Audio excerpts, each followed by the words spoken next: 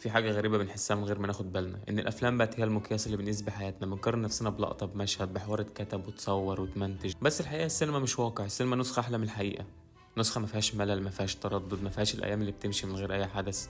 بمرور الوقت بتلاقي نفسك بتسأل ليه حياتي مش بنفس الشكل؟ ليه أنا ما عنديش اللحظات اللي بشوفها على الشاشة؟ ومن هنا نبدأ نفهم إزاي السينما بتخدعنا، بس إخداعها بيخلي توقعاتنا أعلى من الطبيعي، يخلي الواقع دايما أبسط وأهدى وأبطأ. مش هطول عليك، يلا بينا ندخل في الفيلم على طول. من أول مشهد الراجل اللي إحنا ماشيين معاه راجل ملوش اسم، مش عشان السيناريو نسيه، لأ عشان هو أي حد فينا.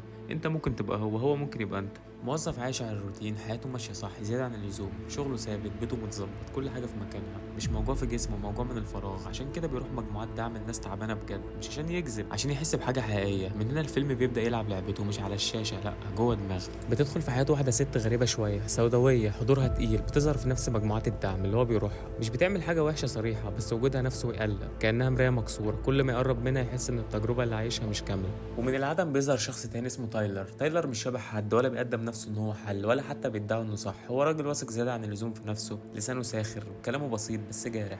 بيتكلم عن الرجولة كأنها حاجة اتسرقت، وعن الاستهلاك كأنه سجن احنا داخلينه، بس سجن احنا داخلينه بإرادتنا. تايلر ما بيقترحش علاج، بيقترح تجربة اسمها فايت كلاب. ناس تنزل كابو بيت شكله عادي جدا، يعملوا حاجة غريبة جدا، يسيبوا نفسهم يضربوا بعض، مش عشان يكسبوا بس عشان يحسوا. الموضوع يبدأ يشتغل، الضرب يدي إحساس، الإحساس يدي معنى، المعنى يخلي الناس ترجع تاني. ومرة ورا مرة النادي ما بيبقاش مجرد خناقة، لا بالعكس، بيبقى فكرة وبعدين عقيدة وبعدين تنظيم كامل. فايت كلاب بيتحول لمشروع فوضى، مش ناس بتضرب بعض وخلاص، لا ناس بتنفذ. وفي اللحظة اللي كل حاجة فيها بتبقى أكبر من الراوي نفسه، الحقيقة بتظهر.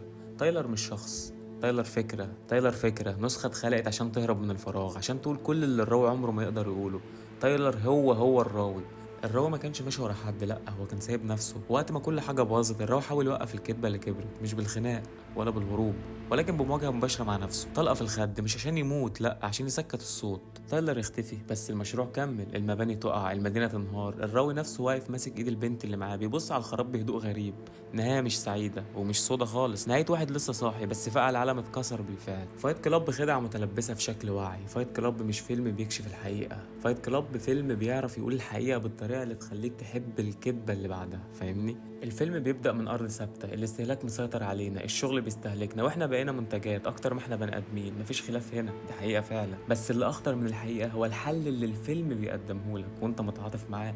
فايت كلاب ما بيقولكش اعمل كده صراحة، لا هو بيعمل حاجة أذكى، هو بيخلي الحل المتطرف شكله طبيعي وشكله ممتع وشكله رجولي. العنف في الفيلم مش متقدم كجريمة، لا هو متقدم كتحرر. الضرب مش وجع، الضرب صحوة، الكسر مش خراب، الكسر بداية جديدة. وده أخطر نوع خداع، إنك تفرح بالحاجة قبل ما تفكر فيها. الفيلم بيزرع في دماغك فكرة سهلة وسامة، إنك عشان تكون حر لازم تهد، لازم تتألم، لازم تكسر نفسك الأول.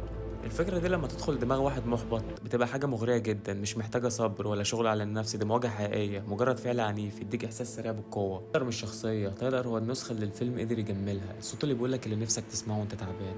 ولما الراوي قرر يخلق تايلر، هو مش بيتمرد، هو بيهرب من التعافي البطيء للخراب السريع اللي شكله حلو على الشاشة. هنا بقى الخدعة الكبيرة، الفيلم واعي بده، بس هو ما يمنعكش، هو بيحذرك وبعدين يسيبك تتبسط، وبعد كده يعرفك ان الطريق ده غلط، وبعدين يصوره بأحلى شكل. فايت كلاب مش فيلم بيغسل دماغك غصب، ده بيخليك تمشي برجلك وانت فاكر انك اخترت صح.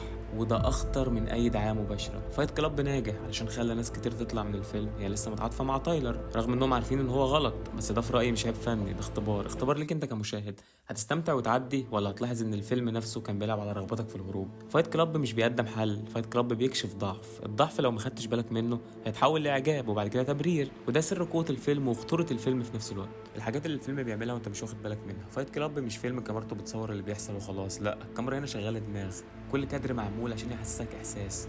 من اول لقطه مسدس جوه البوق، انت مش واقف بتتفرج، انت محبوس جوه دماغ الراوي. الكاميرا عمرها ما بتقف موقف هادي، دايما قريبه، خانقه، لازقه فيه، وده معناه حاجه خطيره. كل اللي هتشوفه بعد كده هتشوفه بعينه هو. ولما تبقى محبوس جوه شخص طبيعي تصدق منطقه حتى لو كان اعوج، وده اول خداع بصري في الفيلم. خد بالك من حاجه كمان، الالوان مش مزاج، دي رساله. لما الراوي بيكون لوحده الدنيا بتبقى باهته، الوان مغسوله، مفيش حياه. اول ما تايلر يدخل الصوره تسخن، الاضاءه تبقى اغمى، تحس فجأة إن في نفس. الفيلم بيزرع معادلة في دماغك من غير ما حد يقولها، تايلر حياة، العنف دفء، الكسر إحساس مش صدفة، دي برمجة شعورية. في لحظات كتير الفيلم بيكسر الإيقاع فجأة، قطع سريع، جامب كاتس، تسلسل يتلخبط. ليه؟ عشان دماغك ما يلحقش يحاكم، تحس بالفوضى من قبل ما تفهمها، تتعامل مع اللي بيحصل كأنه طبيعي لأنك عايش جوه دماغ الشخصية. المنطق اتأخر، الإحساس يمشي الأول.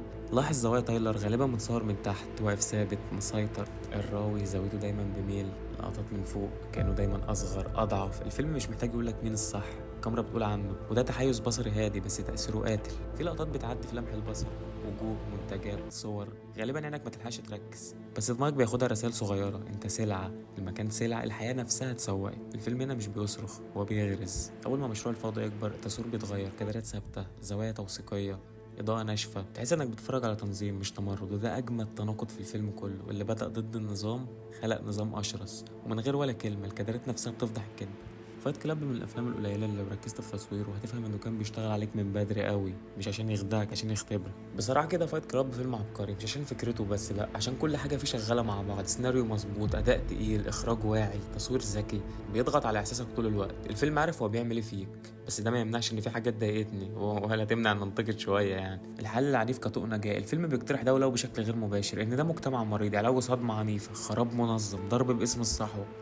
المشكلة مش أخلاقية وبس، المشكلة إن الحل ده مش عملي.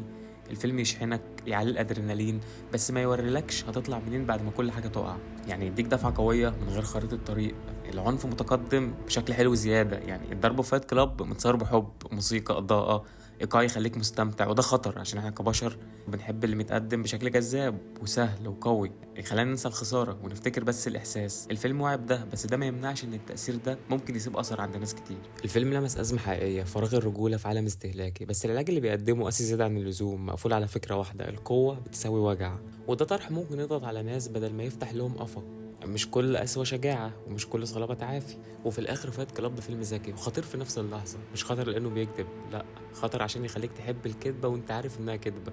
الفيلم حطك قدام مراية كبيرة، خلاك تشوف جوانب جواك يمكن كنت مغمض عينك عنها. في الاخر لو عجبك اللي سمعته، حسيت ان الحلقة دي لازم تتكرر مع فيلم تاني، ما تنساش تعمل لايك وسبسكرايب عشان الحلقة دي توصل لأكبر عدد من الناس.